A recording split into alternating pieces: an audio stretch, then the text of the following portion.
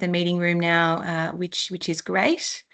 It's been great. We've got a lot of registrations for this webinar, so we have quite a few people joining us today, and I think they're probably all kind of filtering in now. So just as people start joining, yep, I think we've got people now joining the meeting, which is great.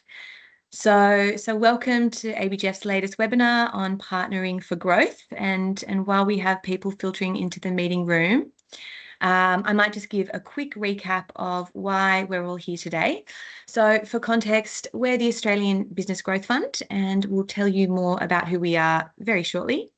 And we're running this webinar for anyone in the community, be they business owners or advisors or other investors, to learn more about what we do and how we invest and partner with our portfolio companies.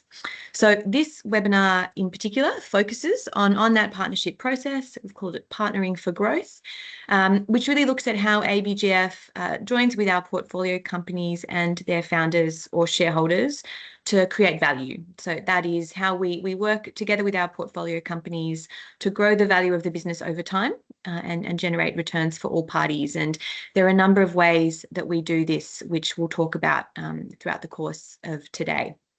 But I might just, as I'm kicking off and as people are still filtering in, maybe just switch to the agenda. So I'll just give a recap of what we're going to be talking about. So we'll start out with an introduction to ABGF. We'll tell you more about who we are, why we've been purpose-built to support Australian SMEs. And then we'll talk a bit about growth capital, including how it's different from other forms of equity capital, such as venture capital or buyout private equity. We'll then talk about what it means to partner with or receive investment from ABGF, including all the ways we work with our portfolio companies and the support that we offer them to grow the value of the business. And then we're going to have a case study in the form of a chat with one of our portfolio company owners and operators, Adam Roberts from Consolidated Linen Service. And then at the end, we'll leave about 10 minutes for Q&A. So just before we launch in, I'll just do some quick housekeeping in advance of the Q&A session. Now, if you have any questions throughout the presentation, you are more than welcome to drop your questions in the chat function of this Teams call at any time throughout the session. Or at the end of the session, when we start Q&A, you can also raise your hand, again, using just the Teams functionality to ask a question at the time. But please, if a question comes up throughout our session, just feel free to drop it in the chat, and then hopefully we'll have time to come to you at the end. Now, maybe just go to the next slide, and just before we kick off, I'll do a really quick round of introductions to the team speaking to you today. So we have joining from ABGF, we have Anthony Healy, who's ABGF's founding CEO and managing director. Anthony previously worked at NAB as Chief Customer Officer prior to leaving banking to found ABGF. And prior to NAB, he held a number of roles across the banking sector, including CEO of Bank of New Zealand and Head of Business Banking at ANZ. And we're also joined by Bonnie Powell, who is our Head of People and Portfolio Talent. And prior to joining ABGF, Bonnie led the people and talent function at a VC-backed fintech in Canada. And she has deep experience in talent and recruitment, which is a critical part of value creation across our portfolio that she'll be talking more about today. You'll also be hearing from me. I'm Lucinda Bradshaw. I'm an investment director at ABGF, who joined from a background in mid-market private equity. And then we're also joined by our special guest today, Adam Roberts.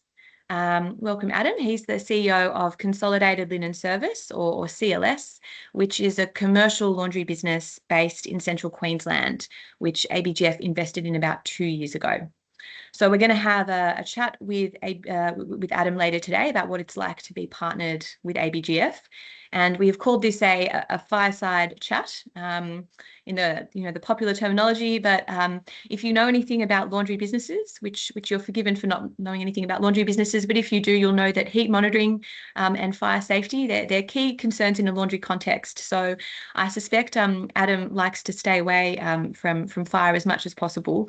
And given that CLS, they're based in Hervey Bay on the Queensland coast, Many of their customers are hotels and resorts across the region. So maybe we rephrase this as a poolside chat instead of a fireside chat. That might be a bit more appropriate for the conversation. So we all have that to look forward to later in the session. But with those introductions over, I will hand over to Anthony to get us started talking about ABGF. All right, thank you, Lucinda, and hello to everyone. Welcome to our webinar.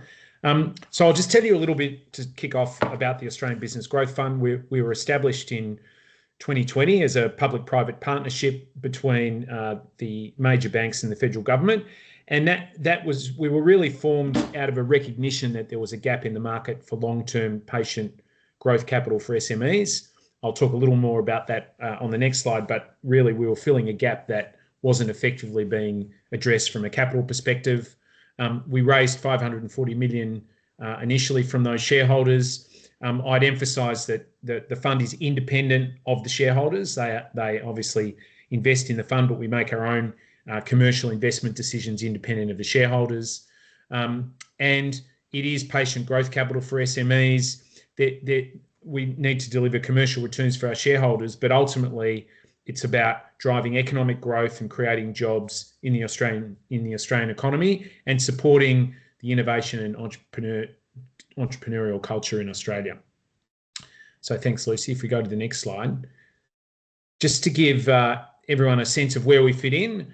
So this gap, which is highlighted on the slide, if you think about at early stage, there's a lot of venture capital funds that invest in businesses. Typically, they write checks up to about 5 million, supporting early stage businesses, usually either pre-profit or pre-revenue. And there's a lot of capital formation in that part of the market. Then if you go down the bottom, you've got mid-market buyout funds and large buyout funds. So they're private equity funds that take controlling stakes in businesses or buy out 100%. There's a number of those larger funds that invest typically in larger businesses, and as you can see, like to write larger equity checks, but I think critically also take control of the business. And that stands in stark contrast to what we do. And you can see in the middle slide there, we target businesses turning over roughly between 10 and 100 million. Our check size initially is 5 to 15, and we can do up to another 15 a follow-on. But importantly, it is minority only. So the whole idea here is that we partner with the founder in the long term to help them grow and achieve their aspirations and their growth potential of the business. And as a minority investor, we can't force exits, unlike control buyouts. And so obviously we're in for longer periods of time typically compared to a private equity firm. And we work with the founder to map out what that growth looks like and when they might want to exit in the future. So there are not a lot of funds that focus specifically on minority growth capital investment. And that's in fact why we set up the fund, because every entrepreneur I've ever met doesn't want to give up control if they don't have to, and they want to realise a lot of that growth potential in their business with a partner that brings more than just capital to the table. So thanks, Lucy. Next slide.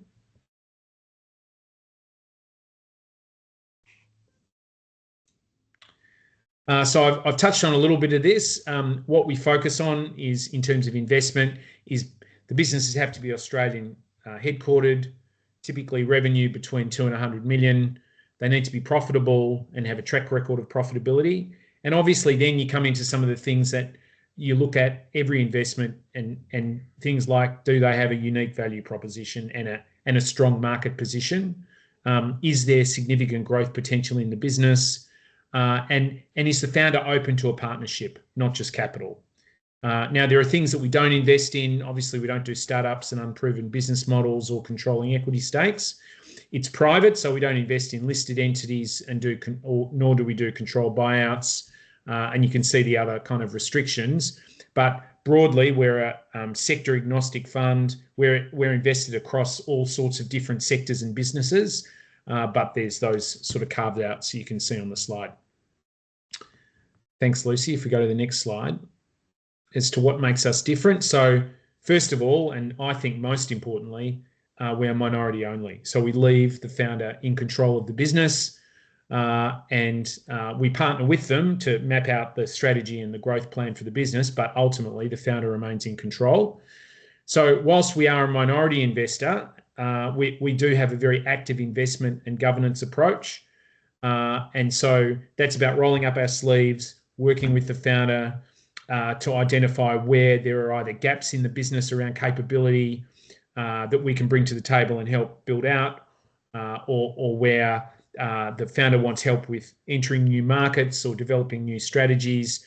Our kind of approach to value creation, which Bonnie will talk about in a minute, is all about identifying where the most value and most growth upside is in the business, and then bringing that expertise and capability to the table to help the founder achieve and realise that growth. As a minority investor, obviously our capital is patient and it's flexible. So we can invest in different instruments and different structures, whatever may suit that particular business, founder and investment. And that capital that we bring into the business can be used for specific growth investment needs, or it can be for buying out existing shareholders or for the founder to take money off the table, because the capital is really only part of what we bring to the table. The rest is how we bring capability and expertise to support the founder. And we have realistic growth expectations. We don't have hard exit deadlines. We can't force exits as a minority shareholder. So we do work with the management teams and the founder to identify what's the most appropriate time frame for exit. And most founders have in their mind, a point where they've realised the growth that they want to achieve with us in partnership, at which point we may exit on our own, or the founder and us may exit via a trade sale or other exit options. So the return expectations and the growth expectations for us are pretty realistic. So I think I'm now handing to Bonnie to talk about how we create value together. Thanks, Anthony. I'm going to start by talking you through the foundation of how we work with our portfolio companies. So as Anthony mentioned at ABGF, we're not just a source of capital. Our role is to be an active partner in helping portfolio companies make better decisions more quickly. And that's essentially at the heart of our value creation framework, and everything that we do sits underneath this.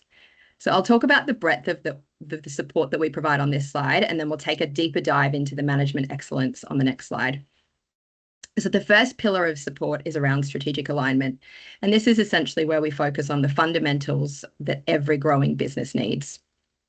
And as Adam can attest, a founder and a CEO role in scaling a business carries enormous responsibility.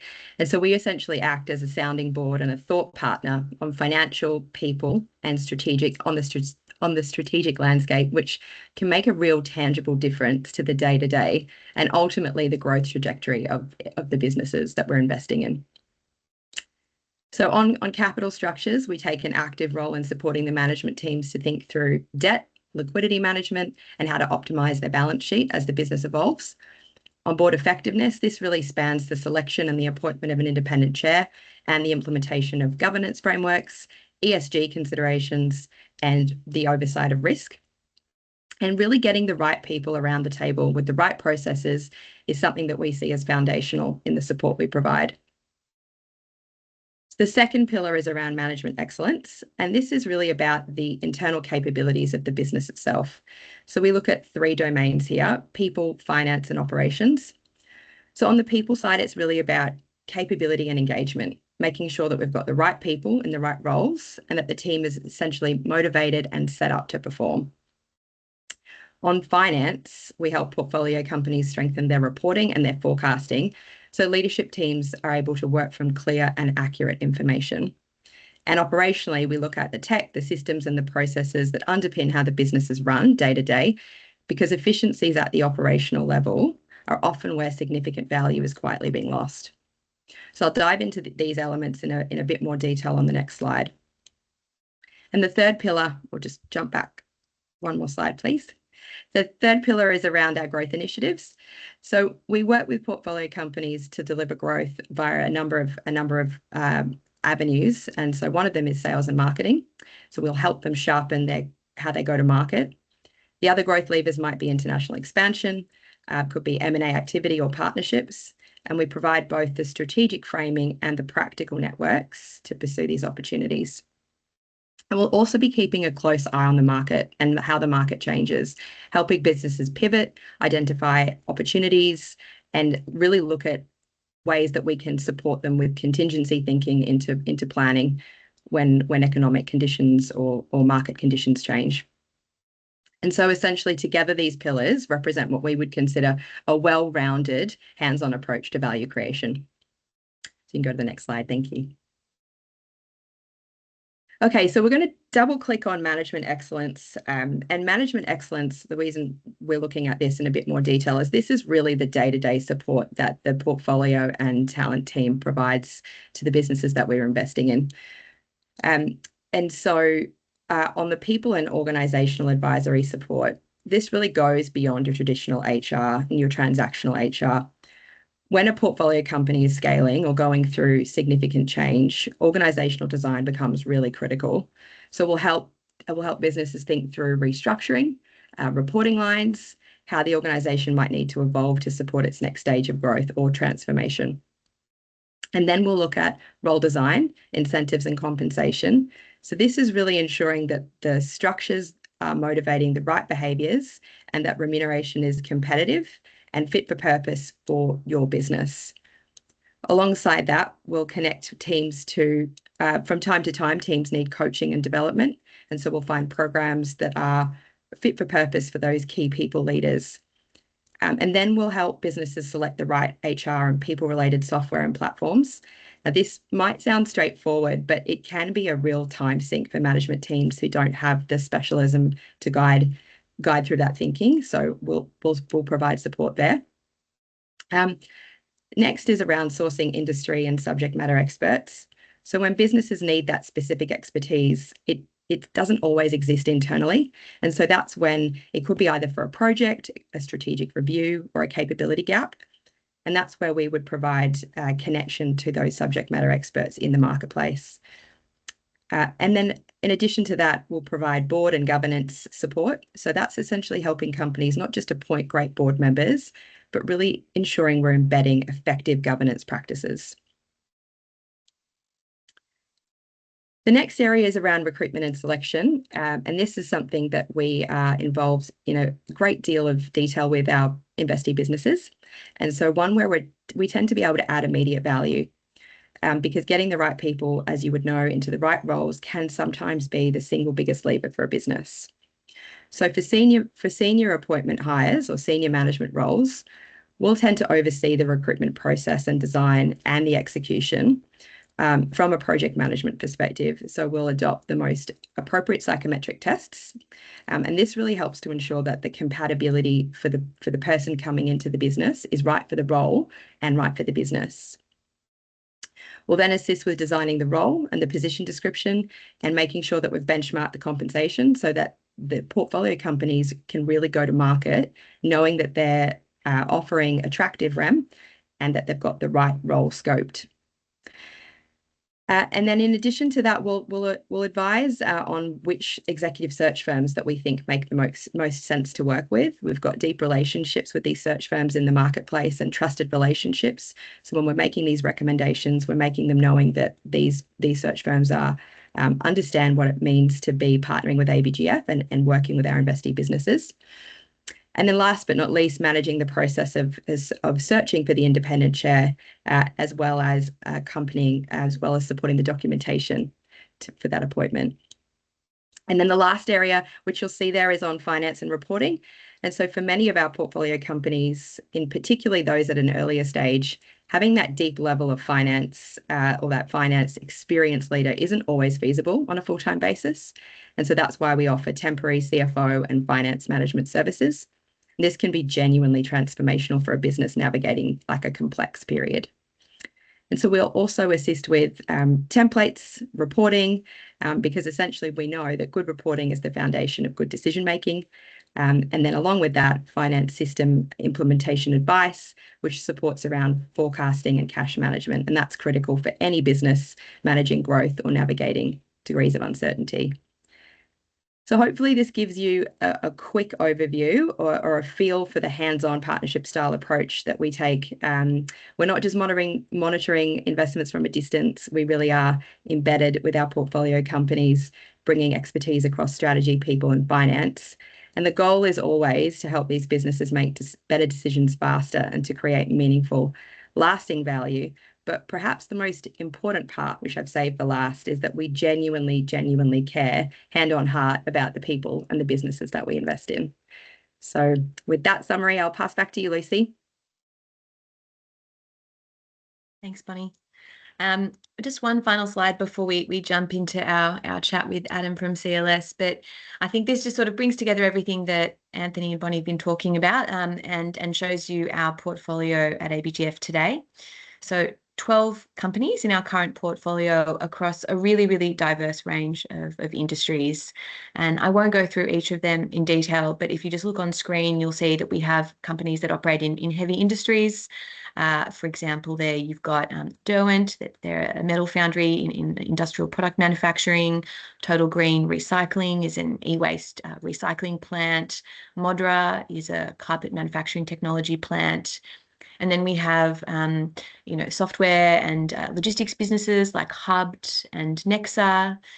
We have retail and consumer businesses like Solbari, which sells sun protective apparel, and InSkin Cosmetics, which is a B2B and B2C skincare company selling a brand called O Cosmetics. HMC, which is an aviation and tourism business operating a passenger airline in WA, and a few others in the portfolio as well. So a very diverse range of businesses spread all throughout Australia, from regional WA and Queensland, Victoria, New South Wales. So really trying to represent as many SMEs throughout Australia as possible in our portfolio. If you want more information on any of our portfolio companies, you can go to our website where we have case studies and more information on all of our portfolio. So I think with that, I might move on to a little introduction to CLS. And I won't say too much because I think it's probably better coming from Adam himself. But just as a quick intro, so CLS is a multi-generational business, like many of the businesses in our portfolio. So it was founded by Adam's father. It's currently run by Adam. His brothers have worked and still work in the business. So it's a true family business.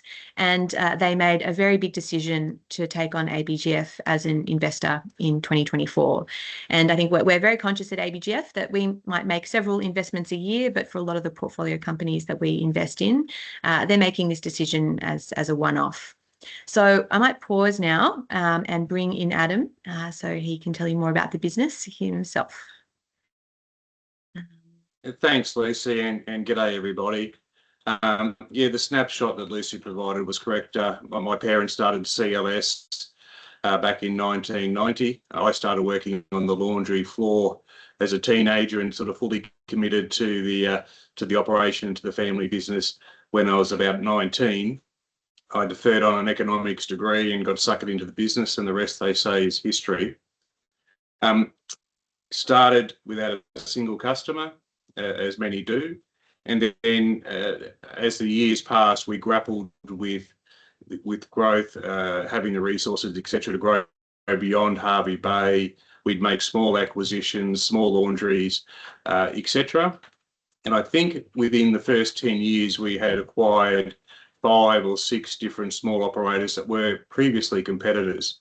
So we continued to grow beyond Hervey Bay into areas like the Sunshine Coast and further north. And we actually bought our second commercial laundry plant in Gladstone, which is about 3 hours north of Hervey Bay, in 2015. And we continued to expand northwards.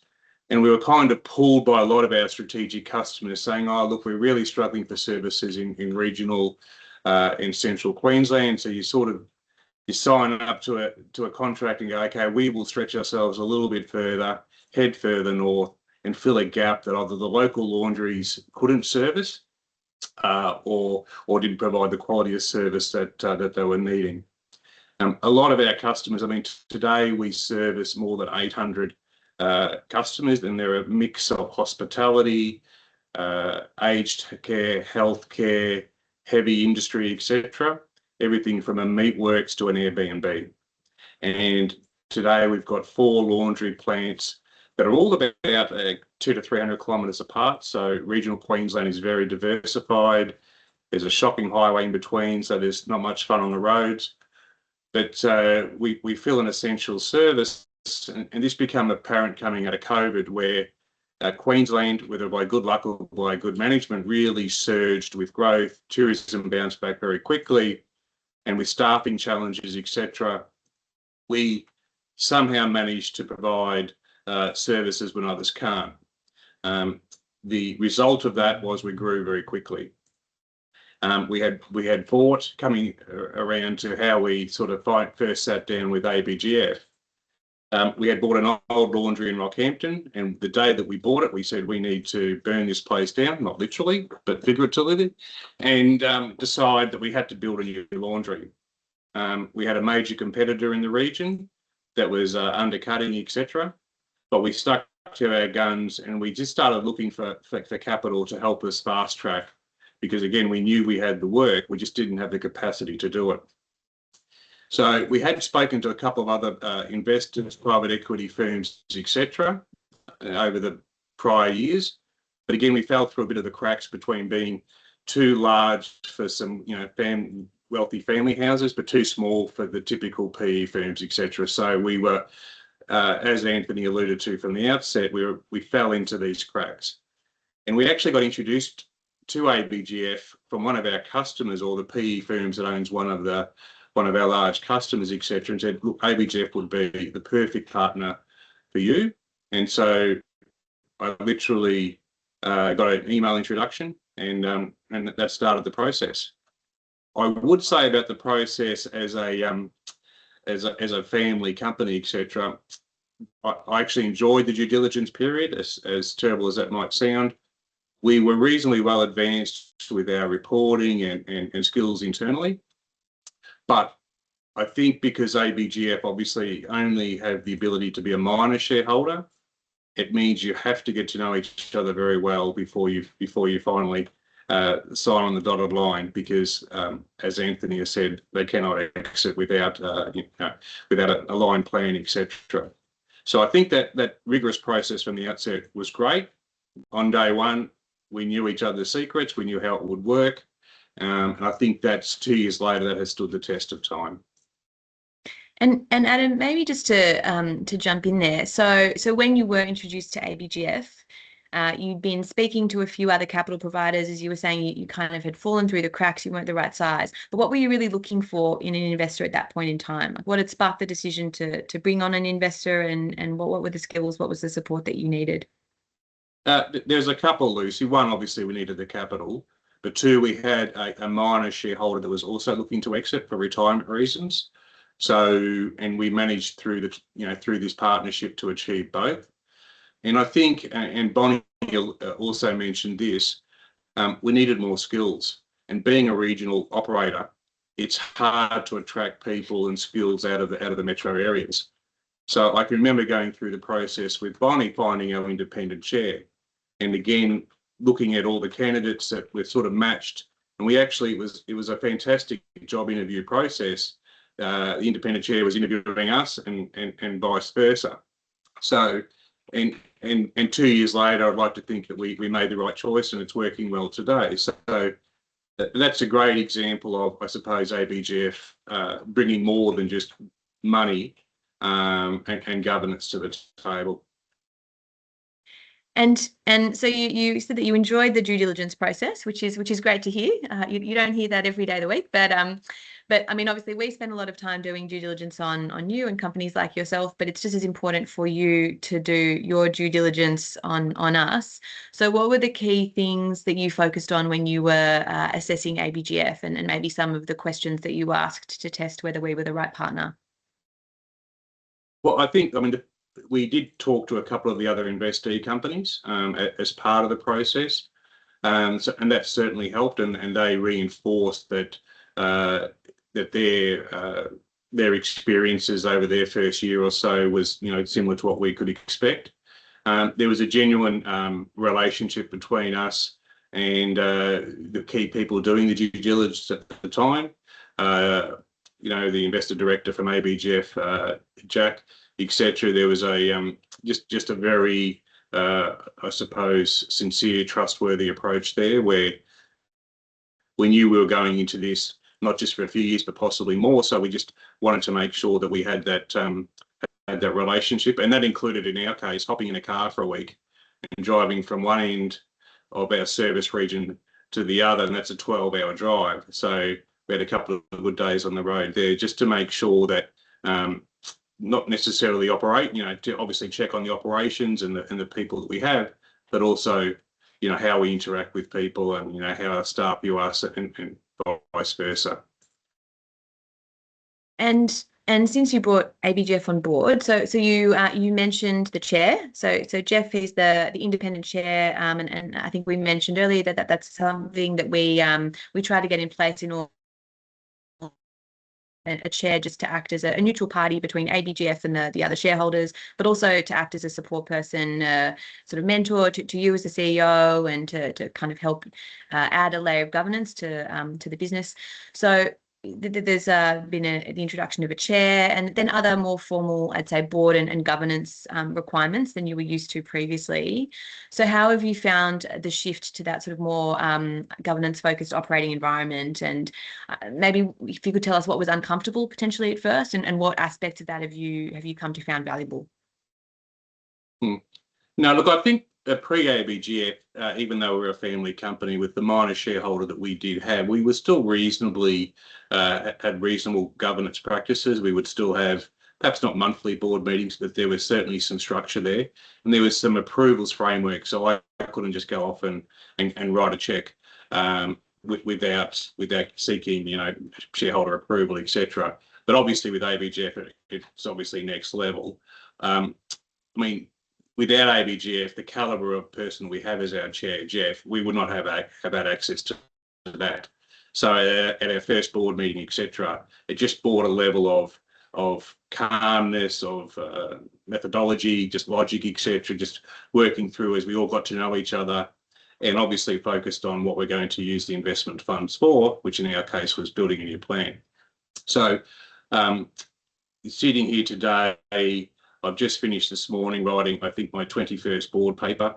And we have a board meeting on Friday, which goes for about 3 hours, etc. But it covers every aspect from sales and marketing to staff and recruitment to operations and KPIs and obviously financial results. So that's a time where, as much as you might hate sitting in front of your PC, it's a bit of a reflective time to say, okay, this is what we have achieved in the last month. This is what we still have to achieve. So I personally enjoy that, a little bit of governance around me to make sure I'm still focused, etc., that we're all still heading in the right direction. And you mentioned that the support that you were looking at on the way in, so obviously that there was some capital to help fund the establishment of a new plan in Rockhampton, also that they help exiting a minority shareholder. In addition to that, what are the other aspects? What are the ways that ABGF has helped you create value over the last 2 years? Where are the areas where you think we've been most helpful to your business? Well, I think definitely on the recruitment side, and I dip my hat to Bonnie in this regard, etc. So we attracted a very high calibre CFO that we wouldn't have been able to hire without assistance. It's even having an issue that may not necessarily be a board level discussion, but knowing that I can call people, yourself, Lucy, Bonnie, etc., and others to say, hey, we're thinking about this, or this problem's emerged, etc. How do we think we should tackle it? So even with the monthly board meetings, there is still day-to-day interaction, which is great. I'll talk to our chair at least once or twice a week. It's just knowing that there's as much help there day-to-day, week-to-week, month-to-month as you need. You may not need some. You might have a quiet couple of weeks. But in our case, we've grown so fast over the last 2 years. I think, don't hold me to this, we've probably grown 50% since we first became partners. It's how do we manage that growth? Do we extend ourselves a little bit further for long-term gain? So the experience that ABGF and the chair, etc., have in that regard have just been immensely helpful to me, and obviously to CLS generally. And a question that we often get is from potential investee companies when we're talking to them, I think they often want to understand actually what the relationship looks like day to day in practice. And so, I mean, you made a couple of comments there, speaking to the chair a couple of times a week or us, but can you give us some examples of how the relationship with ABGF actually operates in practice week to week? So some examples of where you're picking up the phone or what you're working through with us or with your chair, Jeff. Yeah, I mean, it's a great time of year being budget prep time, Lucy, at the moment. So obviously making sure our banks are receiving a budget that's fit for purpose, etc., that they have confidence in. So, for example, over the last couple of weeks, probably 4 weeks, I'd say, there's been a very rigorous budget process where myself and our financial controller and our regional GMs will be sitting there submitting budget numbers, etc. It'll all get thrown back to ABGF for peer review, etc. And just even some of the questions that come out of that, where I've been sitting in this chair for 30 years, you go, you know what, I haven't thought about that scenario like that before. So that questioning or just is very helpful. It just helps you identify both weaknesses and opportunities within your business. And again, it's a learning, it's a mentoring for myself. I'm in my early 50s, been doing this for a long time, but it's what I've learned over the last couple of years has been exponential. I'm glad to hear it. Glad to hear it. And I think maybe just as we wrap up, just a final question before the Q&A, Adam. If you were sitting across from a founder, and I'm sure we have quite a few founders or people operating businesses on this webinar. So if you were sitting across from someone who is considering this kind of partnership with an incoming investor, what is it that you would tell them to pay attention to, or what advice would you give them? I think it's very important you have a goal. You have to have a strategy. In our case, we knew what we needed, and that's been our sole focus over the last couple of years. I think if it's for general, just I'd like a bit more equity, etc. To me, it's having that goal and fast tracking that project through to completion is what I'd suggest for ABGF for a perfect fit. Awesome. Well, thank you very much for joining us, Adam. We'll take you off the hot seat now. Thank you. And we'll move to Q&A. We've got 10 minutes for Q&A that we can kick off. Now, just check in with the chat. No questions there as of yet, but please feel free if anyone in the audience has a question for us or for Adam to just drop it in the chat, or as I said earlier, you can raise your hand. Maybe while we're just waiting, I might just kick off with a question that we get asked, which Adam he referenced when he was talking about the due diligence process. So something that people often want to know is, what does it actually look like to go through due diligence with ABGF? What's our process, and what does a company need to have ready before they embark on that process? Now, every firm will have a slightly different due diligence process, but what it looks like for us is that we normally will spend a few weeks in a quick sprint getting to know a business, where we review some initial financial information so we can prepare a valuation and make sure that we're on the same page in terms of that valuation, that there's a deal that we can get done, and that period maybe goes 3 to 4 weeks. It might involve site visit, meeting members of your team. We'll do our own desktop research on the industry, your business, your customers. And in that sort of 3 to 4 weeks, in addition to coming up with a valuation and agreeing that with you and that the terms of the deal, we'll also prepare a paper for our own internal investment committee. And once that's approved, we can sign a term sheet with you, which agrees the terms of the investment. And then from there, we do another pretty quick and short sprint, as short as we can make it and as painless as we can make it for the company that we're dealing with, again, of maybe sort of a month or so, where we're finalizing our due diligence by doing a deeper level of financial analysis, looking through your financial history and performance. Usually we look at 3 years of financial history, and then we also do some pretty light touch red flags, legal and tax due diligence as well. and we negotiate the legal documentation that cements the terms of the deal. So as I said, that takes about another 4 weeks before we get to the final stage of our internal approvals. So end to end, that process of due diligence probably runs for about 10 weeks. We can do it slightly quicker if the information is ready to go. But it really comes down to information readiness, and certainly if you're a company who's looking to take on an investor, we do recommend that you have kind of clear sets of financial information, a P&L, balance sheet, and cash flow, ideally for the previous 3 years, ready to go, and that allows us to move quite quickly and get to the key decision-making points with you quite quickly. So a couple of questions coming in from the chat. So we've got one here. Do you have return targets and an annual capital deployment target? I might pass this one to Anthony. Anthony, if you want to respond to this one. Yeah, thanks, Lucy. So we have broad targets that we agree with our shareholders, but they're not hard and fast rules. Ultimately, we're looking to invest in really good businesses. And if that's 10 businesses we find in a year, we'll invest in 10. If it's one, we'll invest in one. So our shareholders are pretty flexible about that. And as to returns, I think the returns vary depending on the profile of the business and essentially the risk profile of the business. So we don't disclose specific return targets. It depends on the business, depends on how much growth upside there is and how much risk is in the essentially growth plan. Great, thanks, Anthony. We also have another question here. Why not just get a bank loan? And yep, that's a completely fair question. I can take that one, I think, pretty quickly. And I think as Anthony was saying earlier, ABGF has been set up to plug a gap in the capital market in Australia. And there are businesses for whom bank debt will be the most appropriate option. And that's great. But the businesses that we exist to serve are the ones who might have tapped out their debt availability, or debt might not be the right option for them just because of the nature of their business, or they simply just don't want to take on additional debt and would prefer to look for an equity partner.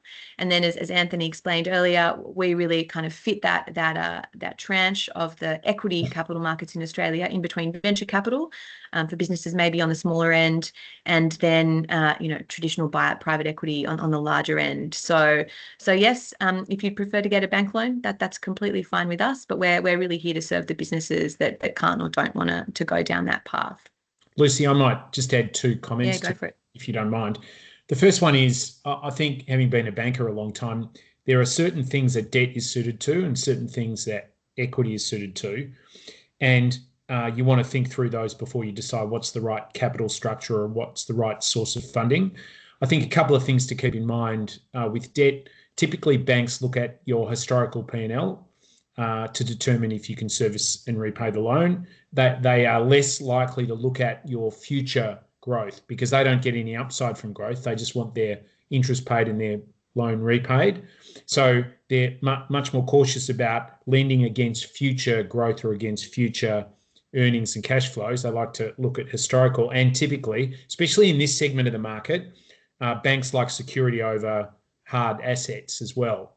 So that's the first point. And then I think the second one is, and it sort of relates to the first, is the flexibility of the capital.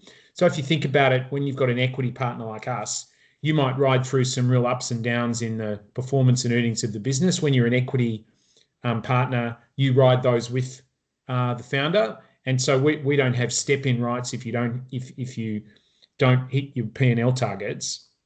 Whereas with a bank, you'll have covenants with a bank loan, and if any of those covenants are breached, then the bank can take control of the situation and step in. So I think that's worth thinking about. And I always think if you've got a lot of growth in your business looking forward, if you've got significant growth potential, equity is often a better source of capital for that type of risk or growth that you're taking because it's more flexible.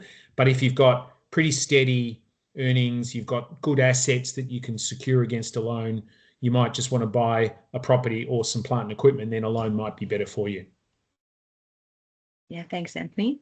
And we've had another question here. I see ABGF buys out existing shareholders, so the funds are not being applied to growing the business.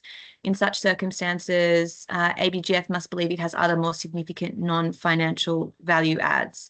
So yes, that's exactly right. So our capital can be applied to different purposes or a mix of both. So either buying out existing shareholders or putting money into the business as a growth investment, so cash that can be used for growth initiatives, or a combination of both. And yes, I might just hand over to Bonnie. This is exactly where the value creation piece comes in. So in situations where we're just buying out existing shareholders and not giving the business additional capital, Bonnie, do you want to just talk a bit about how we add value?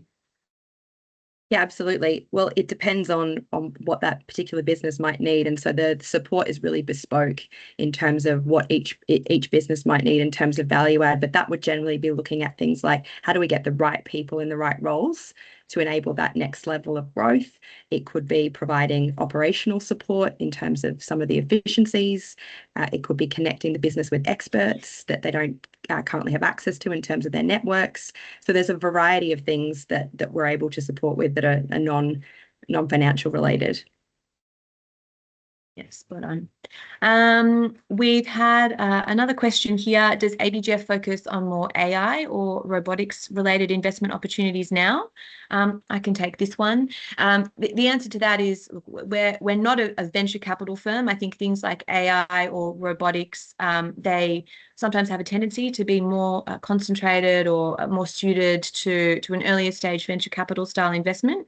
However, we'd happily look at an AI or robotics focused business if it meets our mandate and the kind of the restrictions and requirements of our mandate. So yeah, so very happy to look at AI or robotics, but I wouldn't say we are a specialist in those areas.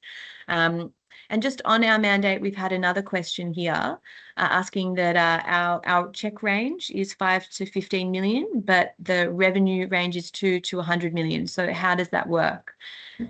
So maybe just to clarify our mandate, our initial check size that we invest into businesses, it's always between 5 and 15 million.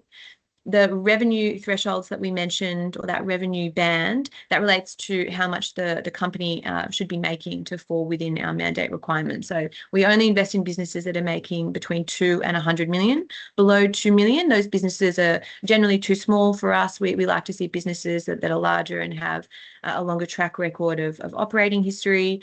And businesses over 100 million we consider to really be too large for the nature of the kind of equity that we provide. So that's the range in terms of revenue of the kinds of businesses that we invest in. And as Anthony said earlier, profitable businesses. So we invest in businesses that are making kind of EBITDA profits, which is another important part of our mandate. We probably have time for just one more question. We have one here. How do you find new investments? Inbound interest or outbound sourcing? Anthony, do you want to give a quick response to this one? Sorry, what was the question again, Lucy? How do you find new investments, inbound interest, okay. Outbound sourcing? And we've got another related question, which is what is the process for engaging with ABGF? So maybe you can combine that with how you actually get in touch with us if you want to hear more.